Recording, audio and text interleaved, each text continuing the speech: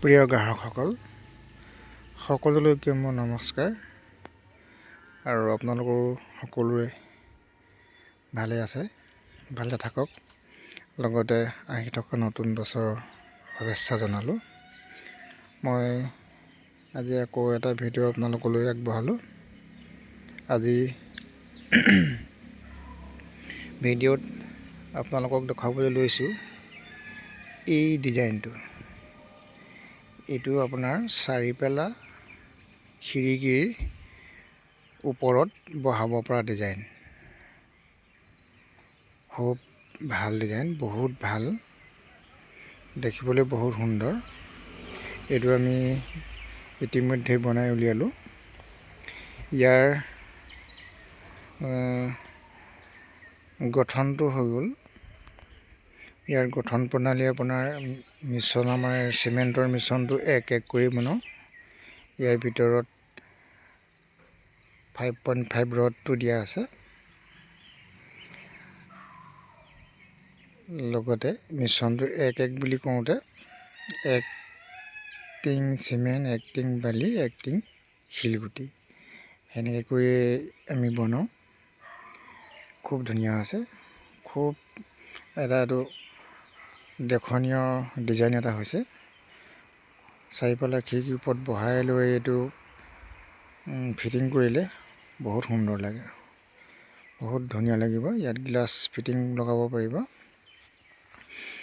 গ্লাছটো ইয়াত ধুনীয়াকৈ বহি যায় আৰু ইয়াৰ হাইটটো হৈ গ'ল 3 ফুট, বহলটো হৈ গ'ল 6 ফুট। অৰ্থাৎ চাৰিফালে খিৰিকীৰ ওপৰত বহিব পৰাকৈ আমি ধুনীয়াকৈ ইয়াত বনাই উলিয়ালোঁ। ইয়াৰ ফিটনেছটো হ'ব 3-4, অৰ্থাৎ শকতটো 3-4। আহিব মোৰ প্ৰিয় গ্ৰাহকসকল। এইটো বস্তু আপুনি এবাৰ লগাই ল'লে লাইফ টাইম আৰু ঘূৰি চাব নালাগে। ইয়াৰ ভেলিডিটিটো বহুত ভাল, দীৰ্ঘম্যাদী হয়, কাঠতকৈ বহুগুণে শ্ৰেষ্ঠ।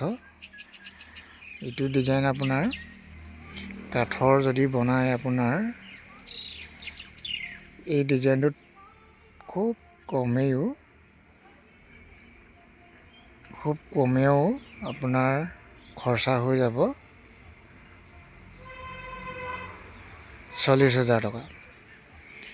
কাঠৰ যদি বনায় 40,000 ভিতৰত আহিব ইয়াৰ খৰচাটো।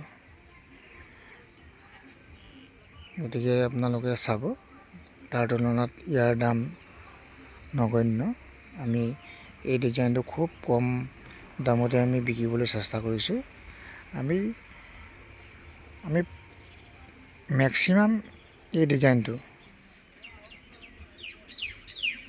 5,000 টকাৰ পৰা 6,000 টকাৰ ভিতৰত আমি দিব পাৰি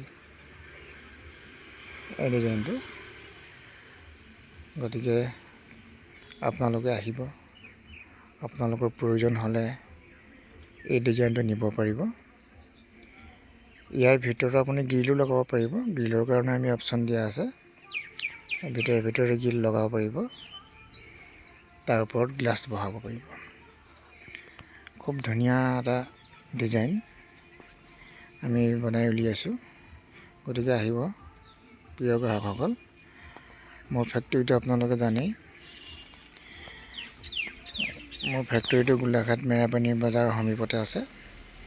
যিটো ৰাস্তা মেৰাপানীৰ পৰা উৰিয়াম ঘাট গৈ আছে, সেই ৰাস্তাৰ সোঁফালে পাব। মেৰাপানীৰ পৰা প্ৰায় 100 মিটাৰ। আহিব আপোনালোকে, চাব, খুব সুন্দৰকৈ বনাইছোঁ, এইটো বনাই উলিয়ালোঁ।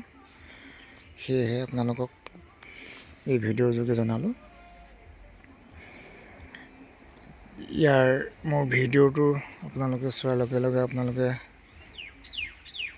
লাইক কমেণ্ট দিব। ছাবস্ক্ৰাইব কৰা নাই যদি কৰি থ'ব।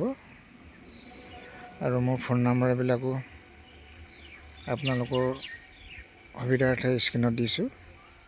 গতিকে চাই ল'ব।